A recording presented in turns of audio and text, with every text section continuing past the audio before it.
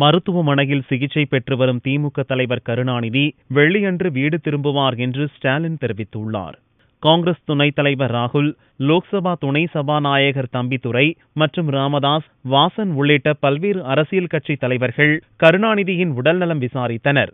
ஆனால் இதுவரை அவரது புகைப்படம் வெளியாகாத நிலையில் புதனன்று காவேரி மருத்துவமனை கருணாநிதியின் புகைப்படத்துடன் கூடிய அறிக்கை வெளியிட்டது.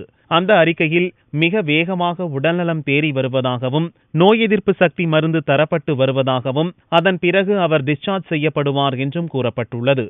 அவர் டிவி பார்ப்பது போன்ற புகைப்படம் வெளியானது. இந்த அறிக்கையை திமுக தலைவர் கருணாநிதி தனது ட்விட்டரில் பதிவிட்டுள்ளார்.